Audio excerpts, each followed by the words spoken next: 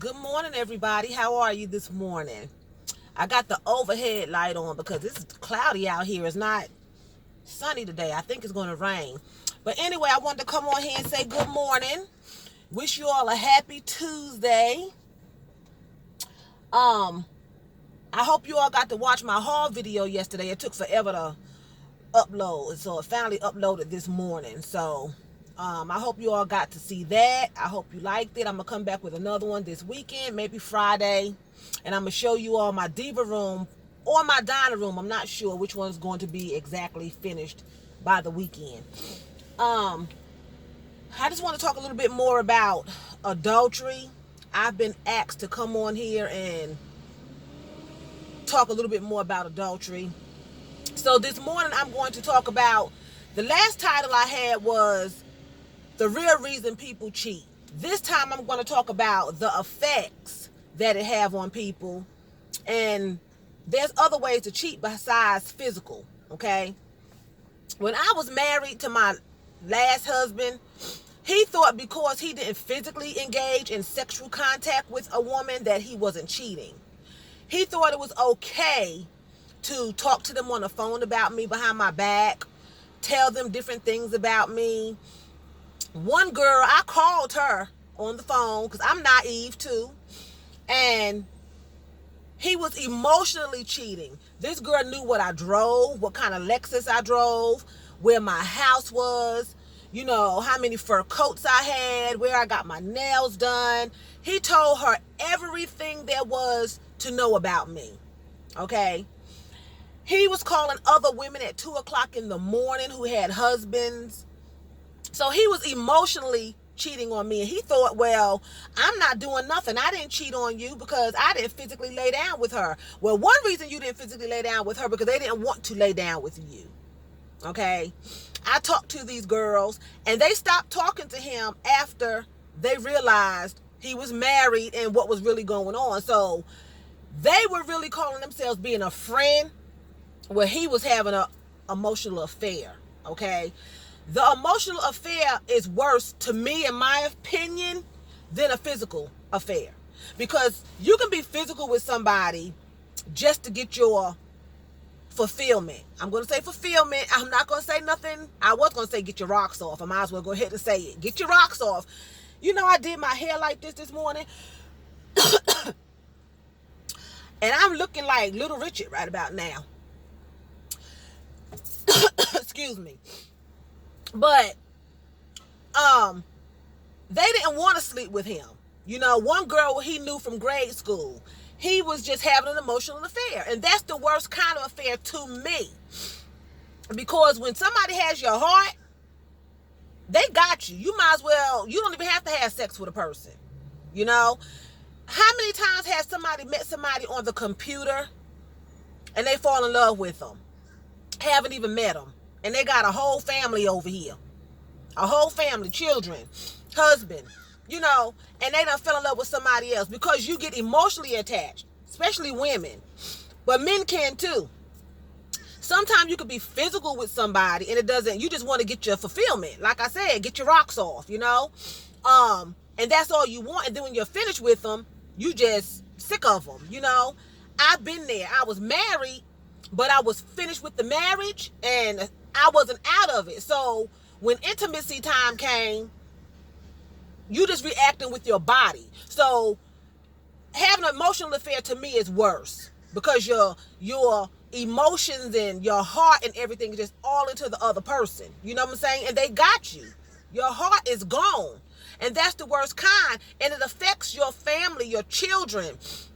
It affects the person you're cheating on. It affects his family. Because now people have to change their schedules around. If you have small children, it affects everybody. It has negative impact on people. Sometimes your children mimic and they start cheating when they get older because that's what they know.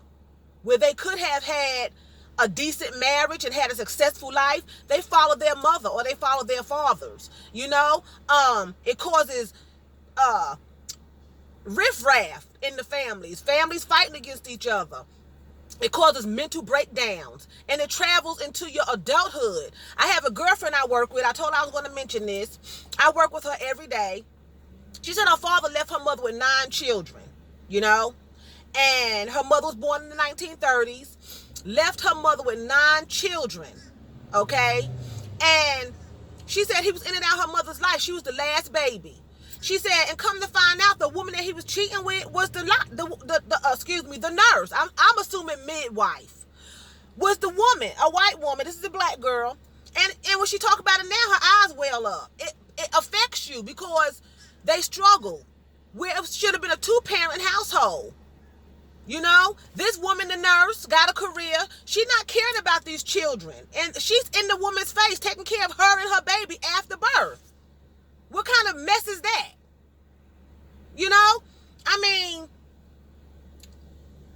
that's just crazy. Who does that? I mean, that's just low down. I mean, really. You holding my baby? Try it now. Try it now. That's crazy. And when he died, he calls her mother and asks for forgiveness now because he's on his deathbed. You know? But homeboy, you still got the answer for that. You ain't getting away with nothing. If you hadn't been dying, would you have asked for forgiveness then? Then I have another girlfriend I grew up with. Her father left her mother with 9 kids. They were homeless. They had no food. He lived with another woman and he was in and out and always getting my friend's mother pregnant. Left her with 9 babies. Okay? How about when it's time for Thanksgiving dinner, Christmas dinner, who's sitting up at the table like a respectable man? And I'm not just coming down on men. I'm talking about men because I'm a woman. But a lot of women do this dirt too. They cheat and leave their children behind and do a whole lot of bullcrap that they shouldn't be doing. And they're going to answer as well. You know? But my point is, I had to cut the air on, having a hot flash. It's wrong. You know? And it affected her so bad, we went to her house for Thanksgiving dinner.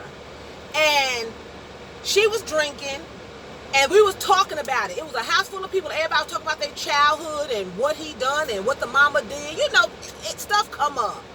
That's why you shouldn't go back into the past, because you still have bitterness, and it's not good. Before you knew it, this girl had her arm around his neck, lifting her daddy up out the chair because he was laughing about it. He thought it was funny that they struggled and they had to sleep in the church on the floor and didn't have any food. I remember one time, I was about 8 years old. I was at their house. And he come over, and it was Christmas. Because I remember a Christmas tree, vaguely. We were sitting there, and he was eating chicken, Kentucky Fried Chicken. They were, and 2, my age, were wanting food from him. He ate every bit of that chicken and gave them the box of bones. Okay? But I bet the woman that he was sleeping with had a whole box of chicken. My father cheated on my mama, okay? But he wasn't around. He wasn't allowed to come back inside the house. That's why I'm the only child that she has, because he wasn't coming in and out the house. My ex-husband cheated on me physically. He wasn't allowed in the house. That's why I have one child, because I wasn't laying with him. I let him come around. He seen my daughter, but I locked it down like the government. He wasn't getting all up in this chocolate. It was not going to happen. Even tried to get me to have a baby with him. He living over there with his sister. Really? But getting off that, you know, I get sidetracked because I just get sidetracked.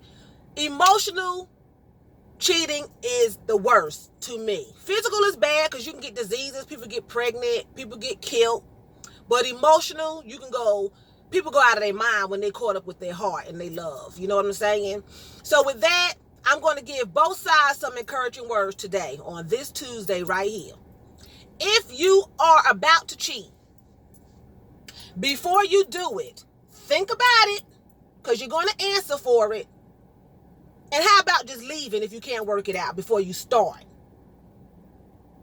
If you're already doing it, you need to either stop or get out the relationship that you're in and move on. If you're being cheated on, get out. You are better than that, and you deserve more. You're worth more. Get the crap out. You ain't got to take it. Okay? If you a man, get out, find you a good woman. And if you're a woman, get out and you will find you a good man, or he'll find you. Okay? I look pretty good today. He will find you. Get out. Okay? So with that being said, I'm sitting in Hardee's parking lot. The sun is trying to come up.